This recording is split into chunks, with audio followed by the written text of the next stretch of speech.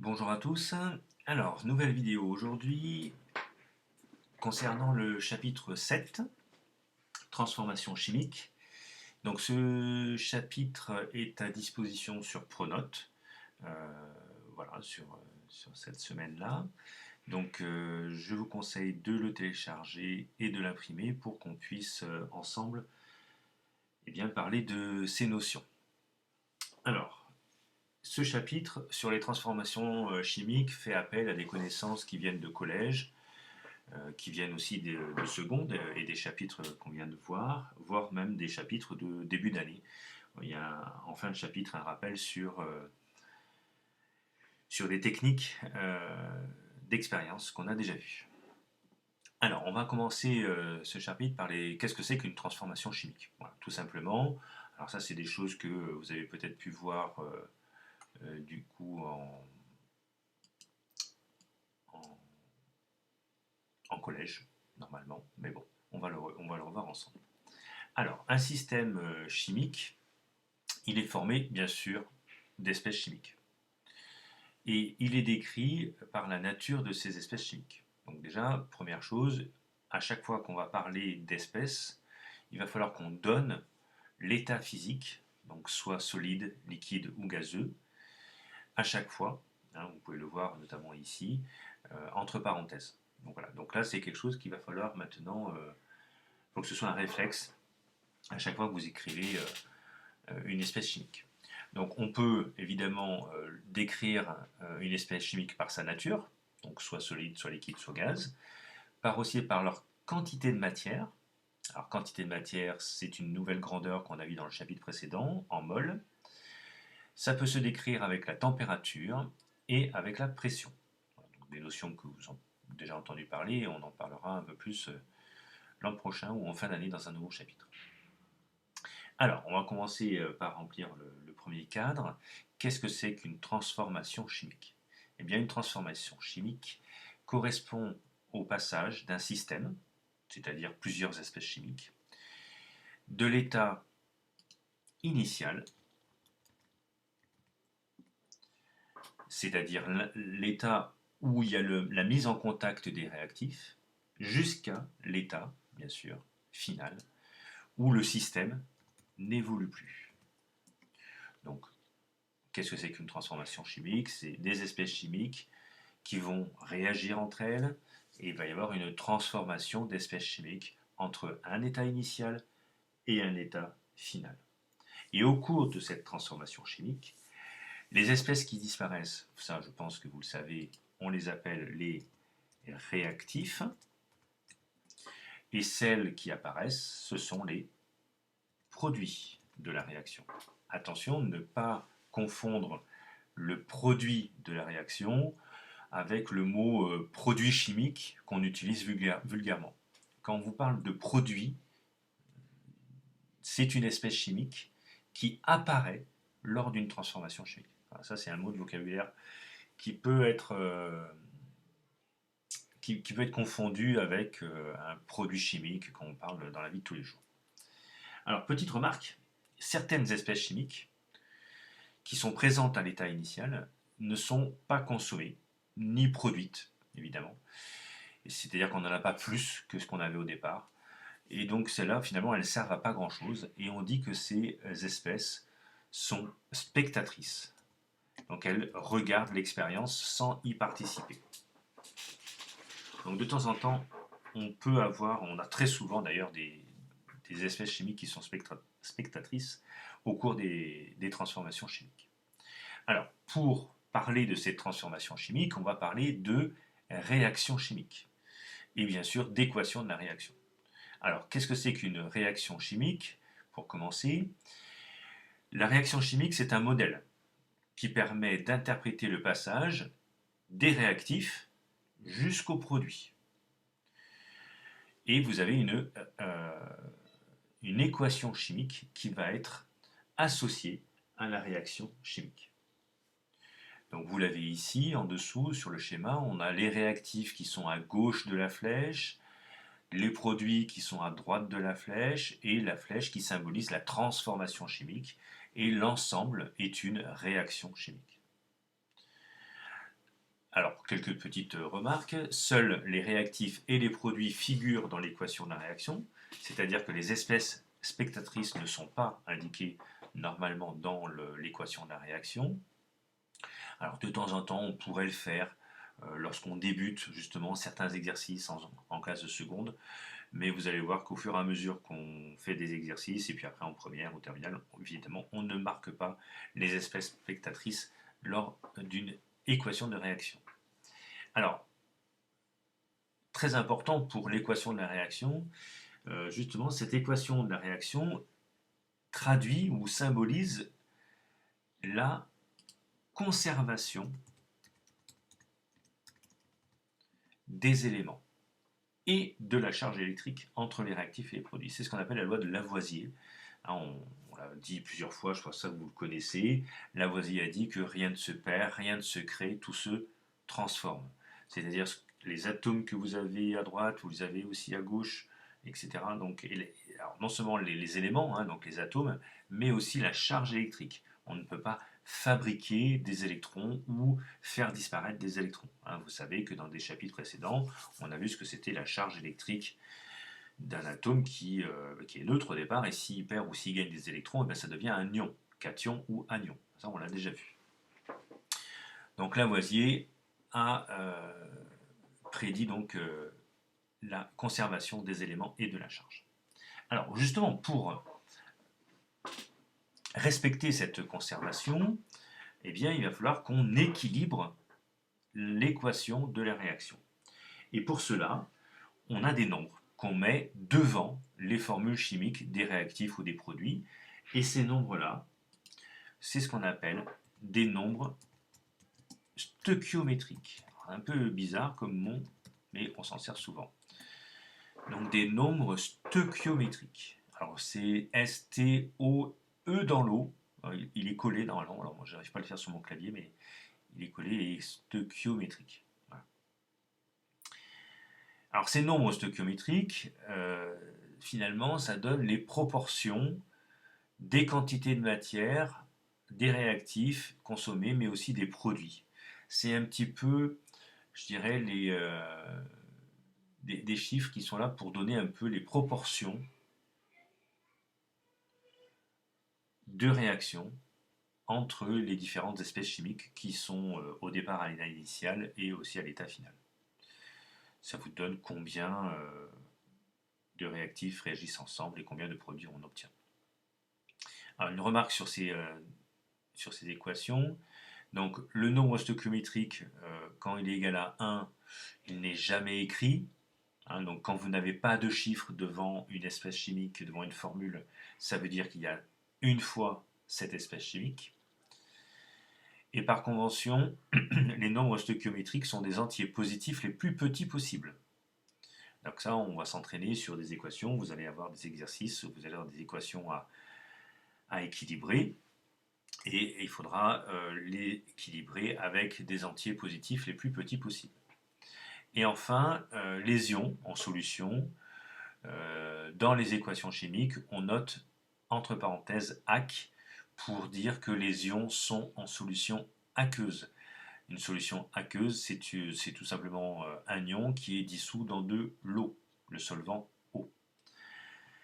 Voilà pour le début de cette transformation chimique. Alors, un petit exemple, maintenant, deuxième page, comment équilibrer l'équation de la réaction. Il y a une technique, il faut regarder les éléments les uns après les autres. Je vous ai mis ici une méthode qui était dans le bouquin, donc je vous l'ai remise parce que je la trouvais sympa. C'est une réaction de combustion complète du méthane, CH4, dans le dioxygène de l'air. On vous dit que ça donne du dioxyde de carbone, CO2 et de l'eau, H2O. Donc la première étape, c'est évidemment d'écrire l'équation avec les états physiques. Donc CH4 plus O2 donne CO2 plus H2O. Et d'équilibrer les différents éléments les uns après les autres. On peut commencer par le carbone, puis après l'hydrogène et finir par l'oxygène. Alors, pour le carbone, il suffit de compter combien j'en ai à gauche de la flèche et combien j'en ai à droite de la flèche. Alors, à gauche de la flèche, j'en ai qu'ici, donc j'ai un carbone. À droite de la flèche, j'en ai aussi un. Ils sont équilibrés, donc je n'ai pas de nombre stoichiométrique à rajouter. Deuxième élément, l'hydrogène. Ici, j'en ai 4. Et là, j'en ai que 2 dans H2O. Et donc, il va falloir que je multiplie par 2 H2O pour avoir 2 fois 2 égale 4, pour avoir une égalité entre les deux parties de l'équation. Donc là, j'ai bien 4 hydrogènes de ce côté, et là, au départ, il n'y avait pas le 2, j'en avais que 2, donc je multiplie par 2, parce que 2 fois 2 égale 4, et ça me fait autant d'hydrogène des deux côtés. Et enfin, le dioxygène. Alors le dioxygène, ici, dans CO2, j'en ai 2, dans H2O, j'en ai qu'un, mais j'avais déjà mis un 2 devant, donc ça fait 2 fois 1, 2, plus 2, 4. Et ici, O2, ils étaient 2 par 2. Bon, pour arriver à 4, il faut que je multiplie par 2 O2. Bon, je pense que ça, vous l'avez fait au collège, donc on va réviser sur des exercices eh bien, dans la semaine. Alors, la partie la plus compliquée de ce chapitre, ça va être donc le bilan de matière et réactif limitant. Alors, l'équation de la réaction que vous avez vue, elle est très importante parce qu'elle nous permet de savoir comment évolue le système lors d'une réaction chimique. Et les chimistes, ils ont besoin de savoir. Lorsque on va voir plus tard dans le chapitre qu'évidemment on fait de la chimie de synthèse, c'est-à-dire qu'on fabrique des espèces chimiques qui existent ou pas dans la nature, d'accord, et on fait ça dans des laboratoires, on fait ça dans des entreprises. Eh bien, évidemment, on a besoin de savoir, avec l'équation, on peut le savoir, combien réagit un réactif avec un autre, combien on obtient d'un produit chimique, d'un produit de réaction. Bon, ça c'est l'équation qui nous le donne. Mais il nous faut ce qu'on appelle un bilan de matière. Et ce bilan de matière, on peut faire un tableau avec des quantités de matière, des réactifs, des produits au cours de la transformation et donc suivre finalement l'évolution du système chimique au cours de la transformation chimique. Donc ça c'est quelque chose qu'on voit en première. Donc là je vous le dis pour vous dire que ça existe. Nous ce qu'on va faire c'est juste étudier le départ de cette équation, de cette réaction, de cette transformation chimique, et voir un petit peu qui va arrêter la réaction chimique. Donc on va voir ça un petit peu. Lors d'une transformation chimique qui est totale, l'un au moins des réactifs est entièrement consommé. C'est ce qu'on appelle le réactif limitant. C'est en titre de paragraphe. Donc ce réactif limitant, eh bien, sa quantité de matière à l'état final, elle est combien? Eh bien, elle est égale à 0. Donc on dit qu'elle est nulle. Il est limitant. Il va limiter la réaction chimique. C'est-à-dire qu'à la fin, quand vous mélangez du carbone et du dioxygène, eh bien, il y en a un des deux qui disparaît le premier. C'est l'un ou l'autre. On va savoir comment on fait pour trouver lequel, parce qu'en seconde, il faut savoir faire ça. Mais il y en a un des deux qui va disparaître le premier. Et c'est lui qui va être donc responsable de l'arrêt de la réaction. Et donc si on en a un qui est limitant, les autres, on dit qu'ils sont, ils sont pas limitants évidemment, on dit qu'ils sont en excès, parce qu'on en a plus que de ceux qui sont en réactif limitant. Donc les autres réactifs sont dits en excès. Alors dans le cas improbable, en expérience, en TP, ça n'arrive presque jamais. Maintenant, dans un exercice avec des nombres qu'on trafique un peu, ça arrive très souvent, pour savoir si vous avez compris la notion. Donc dans ce cas très improbable où les deux réactifs sont consommés entièrement et simultanément, c'est-à-dire en même temps, alors on dit qu'ils ont été mélangés dans les proportions stoichiométriques, c'est-à-dire dans les proportions de l'équation de la réaction. On dit alors que le mélange est stoichiométrique. Donc ça, on va vous poser la question. Vous allez avoir des exercices à faire où on va vous demander quand est-ce que le mélange est stoichiométrique. Eh bien, le mélange est stoichiométrique lorsque les deux réactifs ont été introduits dans les proportions stoichiométriques, peut-être pas 1 pour 1 ou 2 pour 2, c'est peut-être 1 pour 3 ou 2 pour 5. Ça, c'est les nombres stoichiométriques, donc les proportions qui vont nous le dire lors de l'équation. Mais ce qui est important à retenir, c'est que les deux réactifs sont entièrement consommés en même temps. Donc ils disparaissent les deux en même temps, les deux stoppent la réaction en même temps. Alors, comment faire maintenant pour identifier quel est le réactif limitant? Eh bien, ça se fait avec l'équation de la réaction et les quantités de matière initiales des réactifs. Alors, si on a, par exemple, ici, alors les quantités de matière, c'est ce qu'on a vu dans le chapitre précédent. Donc, ici, on a une réaction du type petit a fois grand A plus petit b fois grand B qui donne un certain nombre de produits chimiques de réaction. Voilà, on s'en fiche un petit peu de ça. Alors, grand A, c'est par exemple le carbone. Grand B, c'est par exemple le dioxygène, comme on l'a vu ici. Dans cette réaction, alors c'est pas le carbone, là c'est CH4, mais ça pourrait être le carbone, ça peut être n'importe quoi. Petit a, c'est le nombre stoichiométrique devant l'espèce, le réactif A. Petit b, c'est le nombre stoichiométrique devant l'espèce B. Ici, l'exemple avec CH4, pour CH4, il n'y a pas de nombre, donc c'est 1. Pour O2, le nombre stoichiométrique, c'est 2. D'accord? Eh bien, il va falloir comparer le rapport de la quantité de matière initiale sur le nombre stoichiométrique de chaque réactif. Donc on veut savoir quel est le réactif limitant, c'est-à-dire entre A et B, qui va arrêter la réaction de premier. Eh bien il suffit de diviser la quantité de matière qu'on a au départ de A par son nombre stoichiométrique à lui. On va le comparer à la quantité de matière initiale de B divisée par son nombre stoichiométrique à lui. Donc on a deux fractions. Il faut les comparer. Donc qui est le plus petit, qui est le plus grand. Et finalement, on se dit quoi? Eh bien, c'est le plus petit de ces rapports qui détermine le réactif limitant. Donc c'est pas compliqué.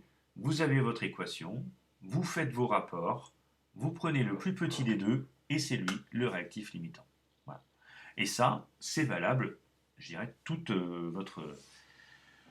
votre cursus scientifique, c'est toujours la même chose, on fait tout le temps comme ça. C'est très pratique, c'est pas très compliqué, bien sûr vous allez voir des exercices pour vous entraîner, et vous allez voir que c'est assez simple. Donc voilà pour le programme de seconde. Alors maintenant on va voir des petites choses en plus pour les transformations chimiques.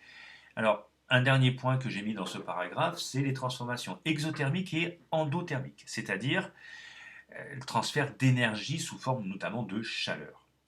Certaines transformations s'accompagnent bien sûr d'un transfert d'énergie, c'est-à-dire est-ce qu'elles vont libérer de l'énergie, donc de la chaleur, ou vont recevoir de l'énergie. Alors il y a deux types. Donc lorsqu'une transformation donc, est exothermique, si le système chimique libère de l'énergie vers le milieu extérieur, et donc le milieu extérieur va avoir sa température qui augmente. En gros, si vous avez un bécher avec des réactifs et que le bécher est chaud, ça veut dire que la réaction chauffe le bécher et vous allez avoir donc une réaction qui est une transformation qui est exothermique. Donc qui va libérer de l'énergie, qui va libérer de la chaleur. Par contre, si vous avez un bécher où vous allez avoir un peu de glace qui se forme, un peu de givre qui se forme sur les parois du bécher, alors on va dire que cette transformation, elle est endothermique.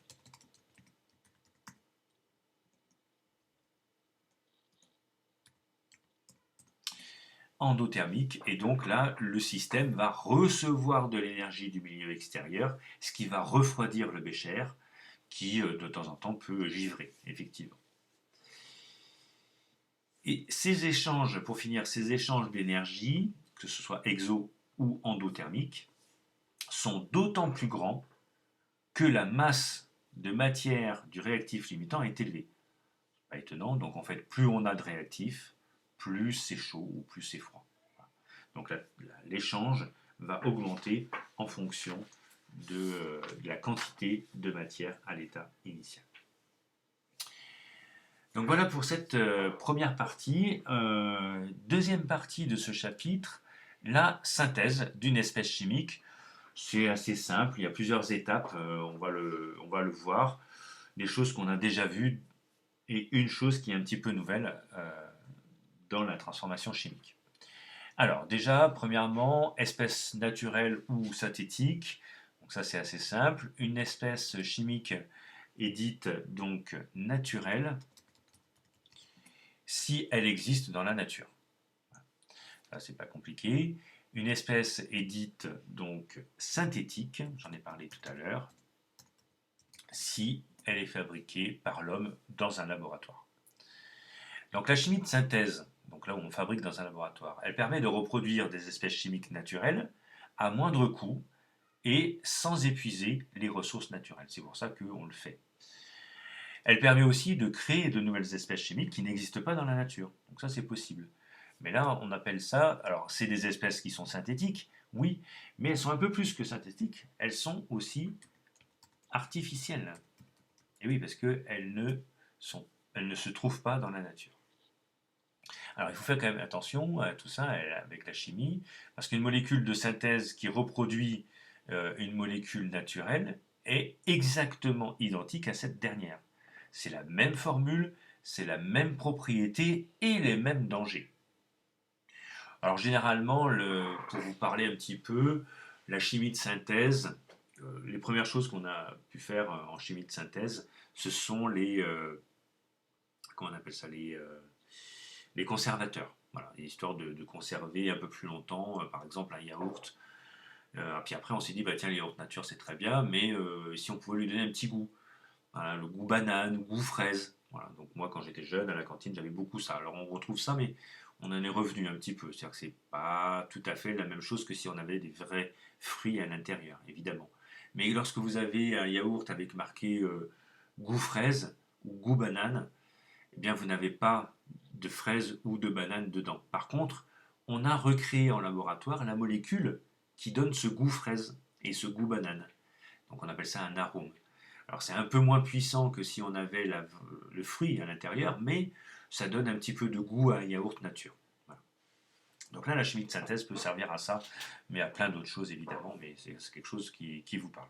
Donc lorsque vous regardez un yaourt à la cantine ou chez vous, et que vous voyez goût fraise ou banane par exemple, il n'y a pas eu du tout de fraise ou de banane à l'intérieur, mais par contre on a recréé en laboratoire la même molécule qu'il y a dans la banane ou dans la fraise et qui donne ce goût aux fruits.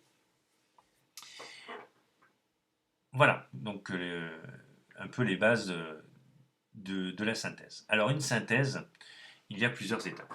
Pour fabriquer justement une espèce chimique, on a 4 étapes. Déjà le prélèvement des réactifs, puis la transformation chimique. Après, on va isoler le produit qu'on a obtenu et enfin l'analyser. Donc ça, c'est vraiment les étapes qui sont admises dans tous les laboratoires à l'école ou en entreprise. Alors, première étape, le prélèvement. Donc le prélèvement, avant de faire le prélèvement, il faut regarder si les espèces chimiques sont dangereuses. Et là, vous avez donc les pictogrammes de sécurité et les consignes de sécurité associées qui sont à regarder. Donc vous allez dans votre livre et les fiches de rabat, c'est-à-dire les pages de couverture qui sont un peu cartonnées, à la fin du livre, vous les ouvrez et vous allez voir les fiches de rabat 4 et 5 où vous allez avoir donc les pictogrammes de sécurité. Donc ça, il faut les savoir, les pictogrammes de sécurité. Donc ça, c'est dans le rabat 5. Et la sécurité au laboratoire, le rabat 4, évidemment, avec le port de lunettes, de blouses ou de gants, les cheveux attachés, tout ça, voilà. Donc ça, c'est des choses qu'il faut regarder. Ça fait partie du cours. Alors évidemment, si on avait été en classe, on aurait fait un TP ou plusieurs TP et on aurait vu ces consignes de sécurité. Là, vous êtes à la maison, donc il faut regarder au moins sur le livre à quoi ça correspond. Alors, les réactifs sont mélangés avec un protocole bien précis, on ne fait pas n'importe quoi. Donc, il faut respecter les dosages, il faut respecter la quantité de réactifs, Et l'ensemble, donc le mélange obtenu, est appelé un mélange réactionnel. Donc le mélange réactionnel, c'est le mélange avec tous les réactifs. Alors, deuxième étape, la transformation chimique. Alors, la transformation chimique, comment ça se passe? Eh bien, l'une des techniques qui est largement répandue pour fabriquer une molécule de synthèse, c'est le schéma que vous avez ici à droite de la page. On appelle ça donc un chauffage à reflux.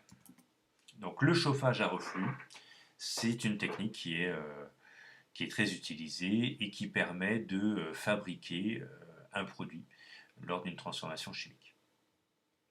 Alors, très important, donc là, ce qu'il faut voir, c'est le vocabulaire, hein, donc la légende de ce schéma est à savoir. Alors, vous avez quoi? Vous avez donc un ballon. Dans ce ballon, vous avez une espèce chimique. Les petits points ronds, là, c'est des pierres ponces. On va voir tout à l'heure à quoi ça sert. Vous avez un chauffe-ballon. Vous avez un support élévateur, un réfrigérant et une entrée d'eau. Alors, ce réfrigérant, alors c'est tenu par une pince et une potence. C'est pas marqué là, mais on pourrait le rajouter. Ce réfrigérant, il a une double paroi, je ne sais pas si vous le voyez, et dans la double paroi, il y a une circulation d'eau avec une entrée d'eau par le bas et une sortie d'eau par le haut. Donc là, je vais vous dire plusieurs techniques par rapport à ça. Certaines sont notées et d'autres pas, alors on peut peut-être les rajouter. Vous voyez. Donc là, petite prise de notes. Alors, le chauffage à reflux, il permet deux choses. La première, de maintenir un mélange réactionnel à ébullition afin d'accélérer la transformation. Donc pour améliorer la vitesse, pour pas que ça prenne des heures et des heures, si on veut faire un TP en classe, il nous faut accélérer la réaction qui des fois met 5-6 heures. Donc pour le faire en une demi-heure, qu'est-ce qu'on fait? Eh bien on chauffe le mélange. Alors il faut faire attention, il ne faut pas que ça devienne explosif.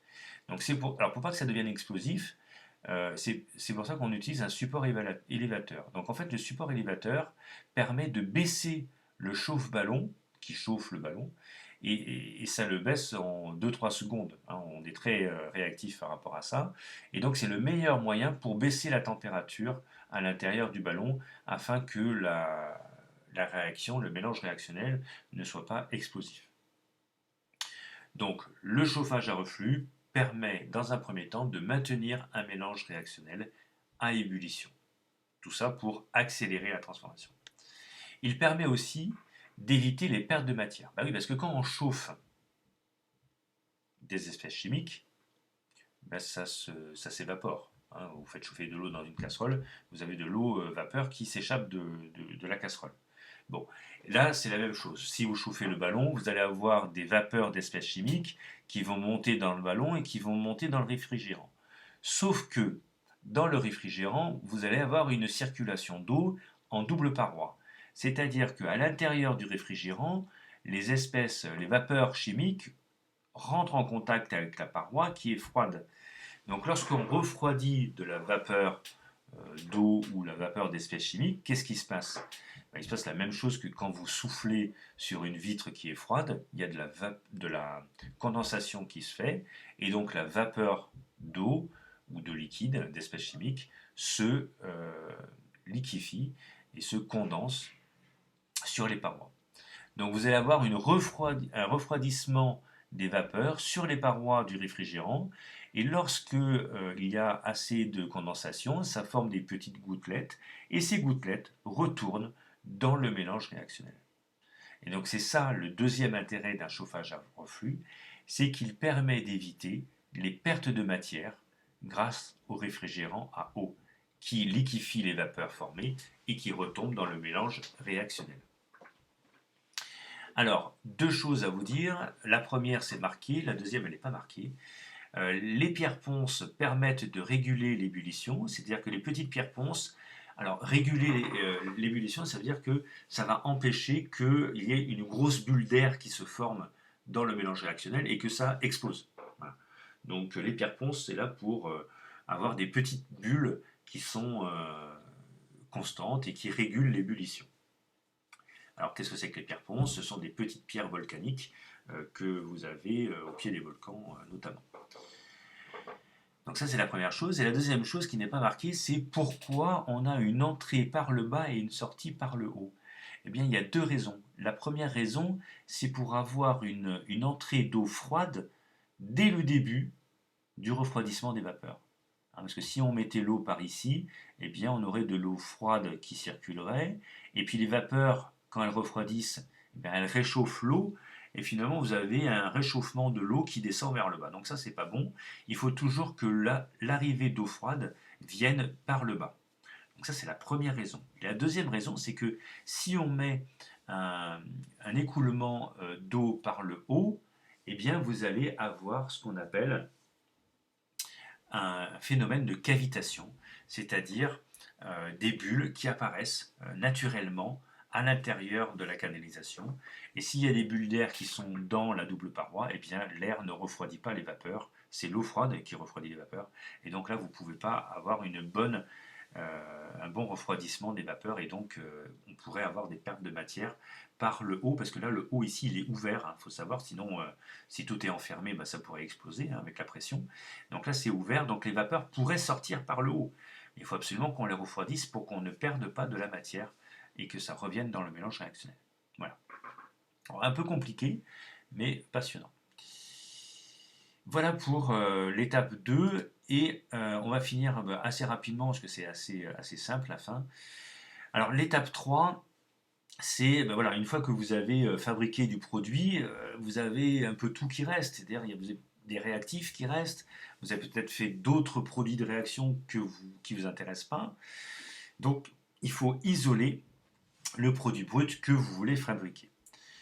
Donc l'isolement permet donc de séparer l'espèce synthétisée. Vous voyez une belle faute d'orthographe là. Désolé, il va falloir que je corrige ça. Donc synthétisée et E, du reste du mélange du milieu réactionnel où se trouvent les réactifs en excès, c'est-à-dire le solvant et les autres produits formés. Donc on va isoler ce qu'on voulait obtenir. Alors selon les cas, on peut faire pas mal de petites expériences, il y a plusieurs techniques. Nous on en a vu deux. Soit dans le chapitre C1, soit l'extraction liquide, donc une extraction avec une ampoule à décanter, soit une filtration sous vide. Filtration sous vide, c'est-à-dire une filtration montage Büchner. Donc je vous invite à aller regarder les schémas, je ne l'ai pas remis exprès, pour aller voir le chapitre 1 qu'on a fait en début d'année. Donc ça nous permet d'isoler le produit. Et une fois qu'on a isolé le produit, eh bien, il va falloir l'analyser. Donc l'analyse permet l'identification et le contrôle de pureté du produit obtenu. Donc ça, en laboratoire, que ce soit à l'école, mais surtout dans les entreprises, c'est primordial.